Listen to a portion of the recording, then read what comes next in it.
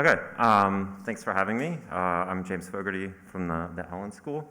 And in the time that I have, I really want to do two things. I'm talking about self-tracking. So people are being their own data scientists, right? They're collecting data about themselves, trying to answer questions about their own health, right? And first of all, I want to convince you this is actually hard, right? And so I don't tend to come into problems where there's already millions of rows of data.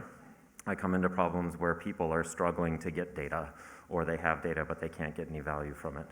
And then I want to talk to you about a few of the strategies that we use, and at the end I will say I'm always looking for new collaborators. So this is the five-stage model of self-tracking. It's actually not a model I developed. It was originally developed by Ninh Dae, who spoke yesterday. But it's a great first introduction to what self-tracking is. And the reason I like it is because it really emphasizes that self-tracking is not one thing. It's actually a whole collection of problems that you have to solve in order to get that kind of personal data insight. And so if we have Alice here who wants to be more active, right?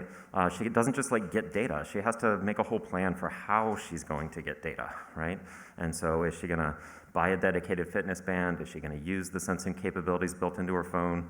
Maybe she's got an old pedometer sitting around, right? So even to get started, there's a whole bunch of decisions she has to make. Then she has to go through the actual collection process. So she has to remember to charge that thing every night. She has to remember to put it on every day. When she puts it in her bag to go for a swim, she has to remember to take it back out and put it back on, right?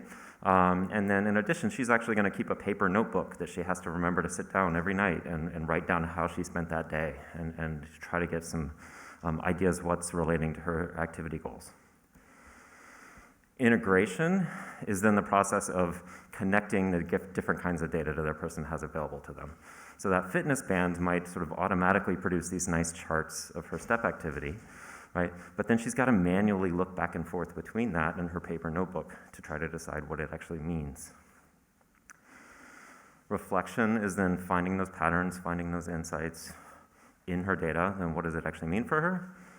And then finally, action, right? So even once she knows what she wants to do, even when she has a goal, how does she actually do it? How does she get to that goal, right? We've all had lots of New Year's resolutions and behavior change goals, right? But how do you actually do them? And so one of the things that makes self-tracking so hard is that all of these stages present their own breakdowns, their own ways they can go wrong, right? And breakdowns in one process will actually, or one stage of the process will ripple through the rest of it, right? So if you don't collect the right data, you can't get the insights that you're looking for. And so we really have to design for this whole process. We can't just come in at the end with the data. We have to think about the whole thing to support people. Second example I want to use is food journaling. This is probably one of the most commonly attempted forms of self-tracking. Lots of people have done it at some point in their lives. We all know it's hard, right? But why is it so hard, right? And so we looked at a survey of 140 current and lapsed journalers and a bunch of reviews in product forums for this. I don't have time to go into all of the reasons it's hard. I will just do a couple. This is one of my favorites. This is about the reliability of the database. And so I have quotes from two different participants here on the side. The top one wants a really accurate database, right? They want to be able to find exactly the thing that they ate. They want to know that the data is accurate and that they're journaling exactly what they ate. The bottom one says they ate oatmeal, right? They don't care if it's McDonald's oatmeal or Quaker Instant oatmeal. It's just oatmeal, right? And so this person, these two people actually want opposite things, right? If you give them a more detailed database, you're making one person happy. If you give them a higher level database, you're making the other person happy, right? And so how are we going to solve both of these constraints at the same time? The other one I'll mention is losing the habit, right? So you forget to journal something, or maybe you choose not to journal something because nobody wants to be judged by their phone for having birthday cake, right? And so now your data is wrong for today, and your app tells you that. So why should I track the rest of the data for today? And now that it's wrong for today, well, it's wrong for the week, so maybe I'll try again next month, right? And so there's this losing the habit that's created by these designs.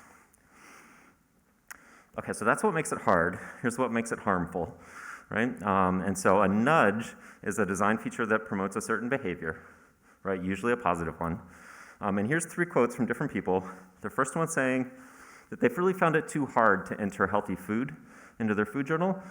It's much easier to just scan something with a barcode.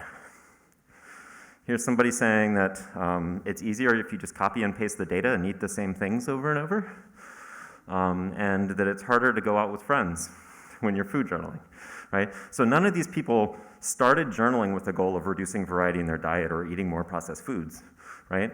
But that's what the designs push them towards. So often there is no single correct design. You have to get past the idea that there's one correct design. It's about finding different needs and meeting those. And then tracking tools can actually promote these negative behaviors. And the last example I want to use about why it's hard will come from migraine.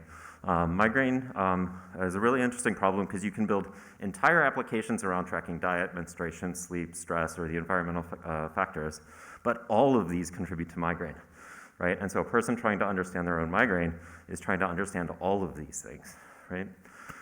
And we looked at a bunch of people who are tracking and also providers who are supporting people in tracking around migraine. And one of the things that jumped out at us was the different goals that people have for the same underlying data, right? And so here's a person describing that they thought that all alcohol contributed to their symptoms. And it turned out it was actually just a mixer that they were using with some of their drinking, and they found that identifying that symptom contributor was completely unsupported in the tools they could find. Here's another person who's not trying to identify what contributes to their symptoms. They already understand that, but they can't control the weather, right? And so when the weather's going to come through and change, they control all the things they can, right? They control their sleep, they control their hydration, and try to reduce their overall risk. Here's a third person who's just tracking their symptoms, right? They're not really worried about any one episode. What they want to know is sort of their monthly frequency of symptoms, right? Because that's the data that their provider wants in order to talk about their overall management strategy. And this is a provider, I'll skip the last one. The last one is about motivation. How do you stay motivated to keep doing this in a chronic condition that is really hard to make multiple changes over time? And so the problem when our tools are really about the data rather than the goals is that you have cases like this where a person describes, they've been managing their migraine for 20 years, right? If they log symptoms, they don't need their app to come back and ask them if they had onions, right? They know that onions are not a factor for them, right? And so this is coming from a tool trying to build a machine learning model. It's just asking all the data, right? But this person does not have that goal. Here's another person who can't find a single app that supports all the data they want. So they track in multiple tools, and then before they go meet with their provider, they write it all down on paper, right, and pull it out across multiple different things.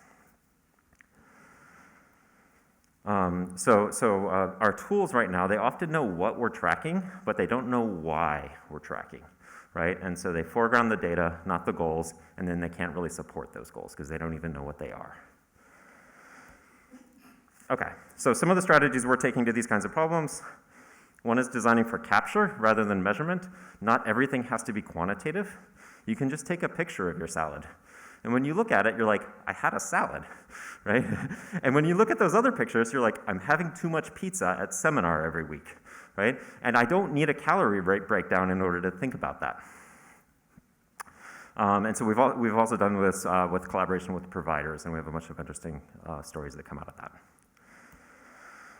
This is where we scaffolded expertise. So in IBS, people are conducting self-experiments to try to determine what foods contribute to their symptoms. The problem is they conduct really flawed experiments that lead them to really dubious results. And so what Tummy Trials does is scaffold a self-experimentation process. It randomizes their diet and steps them through doing that in a robust way, right? And so we actually get them the answer that they want because we know that's what they're trying to do. In the context of migraine, we're running a deployment right now where people explicitly configure their tracking goals and the tracking that goes with that. And so we can build in different analyses, different data collection, different visualization, all in one tool, and then people can evolve their goals over time, right? So when they answer one question, they can update their goals and carry their data forward into their new goals rather than having to go find a different tool or start over. And then This is the scope platform. This we're developing, and it's actually running right now in a pragmatic clinical trial at Fred Hutch Cancer Center. And so that means we're building the airplane as we fly it. And so what this does is directly integrate a self-tracking application into a provider registry.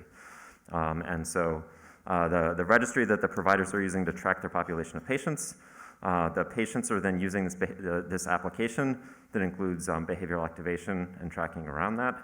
And when they log their activities, it goes straight into this registry where the providers can see it. And so they can work together with this population without having to try to get them on a phone, right? And so building that stronger connection and collaboration directly around the data rather than just not being able to connect with people over months of time. So that's just a few of those. Really at the end here, I just want to thank, there are more students that I could have possibly put on these slides.